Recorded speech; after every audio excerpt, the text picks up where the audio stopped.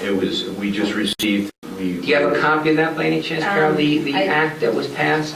I don't have it with me. It was sent. Because they may have revised that language as possible. Yeah, it was sent over, and Attorney Buckley did review all the charter and approved it before it was sent to the council. So I mean, this was. The copy I had may be an earlier draft. That's it. Yeah, because it. Well, I mean, for the sake of clarity here this evening, I mean, do we have a copy of that in the files? Because I'd like to go get it right now. Do you think you have a copy somewhere? I'll go check and see if I can. I appreciate everybody's patience, I really do, and I'm glad we had the information in front of us. So what the council has in front of them right now is the original Senate Bill 11 that was passed down to us, giving us the authority to do what we asked them to do. So the question I'll just bring back to our legal counsel and bring back to the final under RSA 39:3. So your interpretation of being able to rescind under RSA 39:3 is how that if I heard you correctly before, that it would have to come before us as a petitioned warrant article with at least 25 signatures or... Yes, that would be, because RSA 39.3 is specifically the article that authorizes petitioned warrant articles signed by 25 or more voters. And the legislature incorporated that language in there. Now, I understand it may be that you received another opinion, even from my office, saying if you could do it under a different section, but when I look at it, I would be more comfortable if it come to you with through a petitioned article. Okay. Does anybody have any? Sure. I'm sorry. I'll go 1 and 2, and then. Oh, okay. I guess I'm still really confused because in the letter, there's a statement that says any such petition warrant article must address budgetary issues only.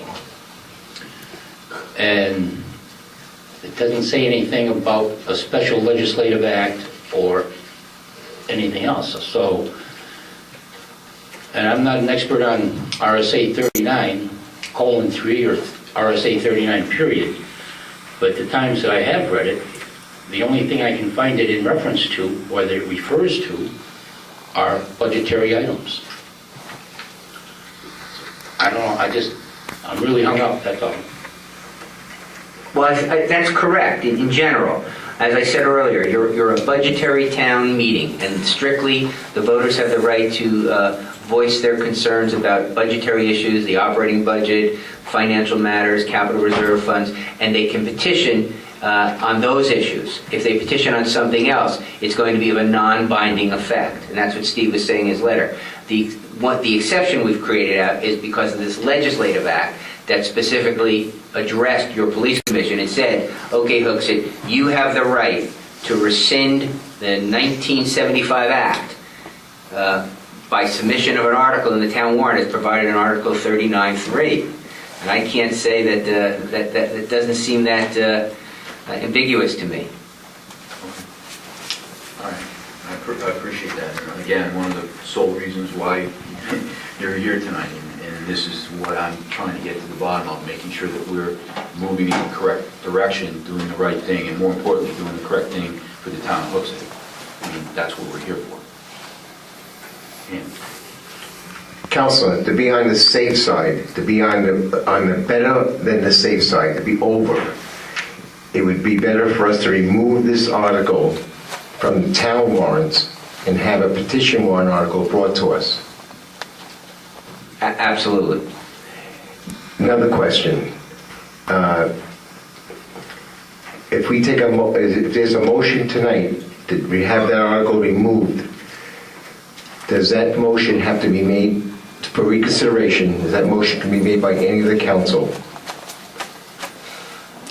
Well, this brings me to a point that we didn't discuss yet, but at your meeting, I think it was February 16th, you took two actions. One, you passed you approved the article to be included on your warrant. And then later on at that night, there was a motion for reconsideration. That's correct. And the motion for reconsideration actually passed. So the question is, if a motion for reconsideration passes, that generally means that your prior vote is now open. It's null and void, basically, because now you've reconsidered. However, when you read the minutes, it says that when you were voting on the motion, it says an affirmative vote means the matter could be brought up again in the future. A negative vote means the matter could not be brought up again. So that is not exactly a motion to reconsider. That's a motion to restrict reconsideration. Do you know what I mean? But I don't know what you intended that night when you voted. The motion was to reconsider, and if that's what was approved, then the vote is suspended. It doesn't exist anymore. You'd have to, it's not on your warrant in a sense. If that's what it was truly a motion to reconsider. So then, may I, Mr. Chair? Yes. So then I could bring up a motion to have that Article 22 of the town warrant articles for us that we prepared be removed. Anyone can. There's no majority or minority anymore. I just want to, before we move on, I think before we get ahead of ourselves, I want to make sure that everybody understands what we voted on for the motion to reconsider. And I want to make sure that everybody that was around the table that night has a clear understanding of what they were voting on. And Mr. Booton moved to reconsider the vote on the proposed police commission warrant article, seconded by Nancy Van Scoy. A discussion on the matter ensued. An affirmative vote means that the matter could be brought up again in the future. A negative vote means the matter could not be brought up. The interpretation was to just that. Was everybody's interpretation? Okay. So everybody's interpretation was as it was stated in the minutes on that motion. And that's the real issue there, right?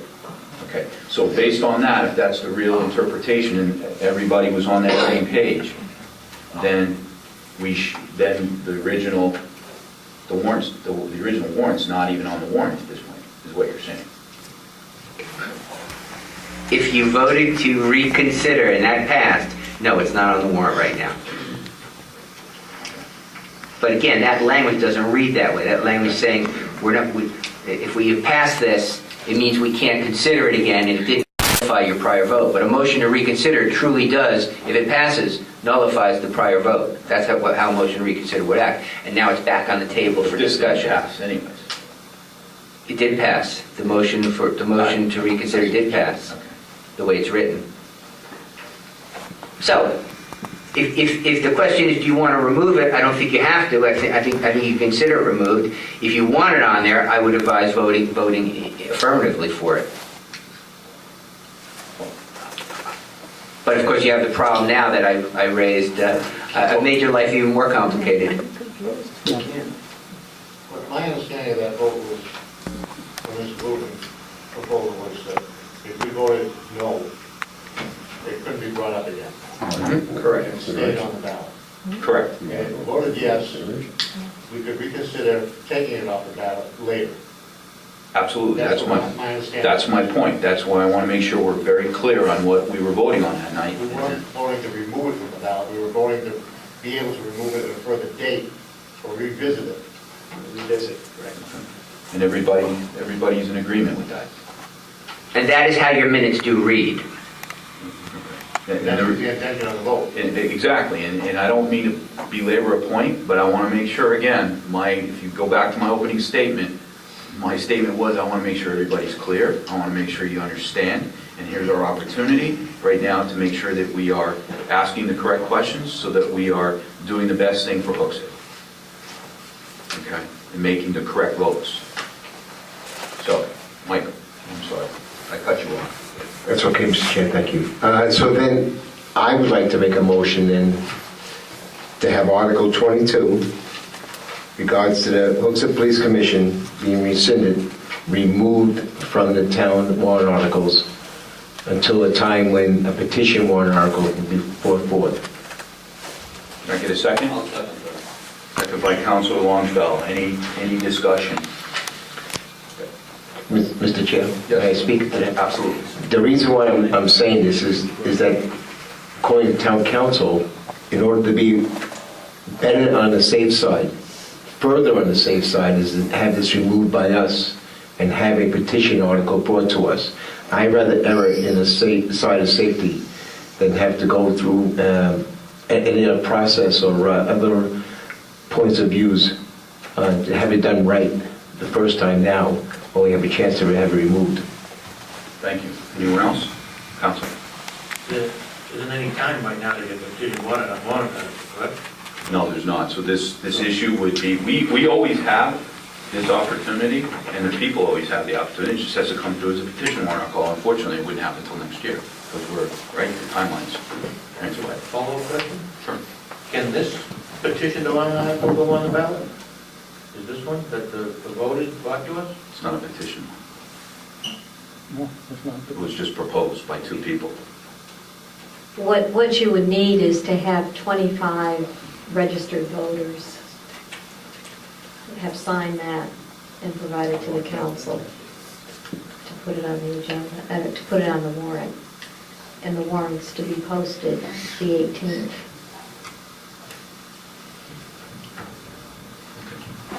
Anyone else? Yeah. I'm sorry. We have an opinion from Attorney Buckley that this was all okay. And every time we talk to a lawyer, you get a different opinion. So, I mean, we have something out card here. And we have an opinion from the town attorney that everything was done properly. I think we should leave it alone. Leave it on the ballot. Anyone else? I appreciate that, thank you. Anyone else?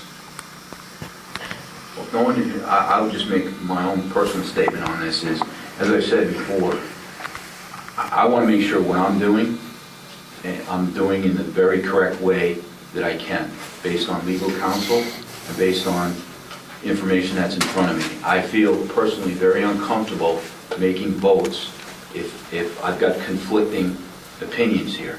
And I see no reason why we should potentially put the town of Hooksett in any type of position other than to move forward and do the right thing.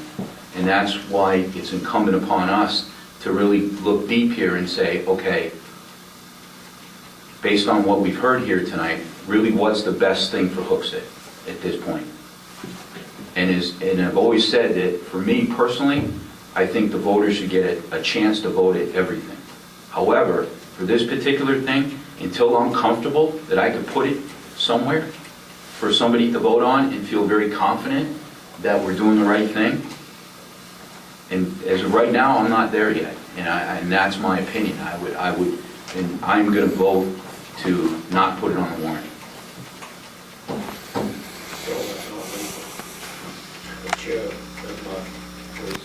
Okay, stretch my opinion, and I'll make my vote when it comes to it. Okay, thank you. Okay? All right, anything else here this evening? Okay, can we get a roll call, please? A no vote, we need to remove it, or a yes vote removes it? Yes removes it. Yes. Don't confuse me any further than I already am. So make sure you write that. No, I appreciate that, thank you. You ready? Moving on here, Mr. Gordon.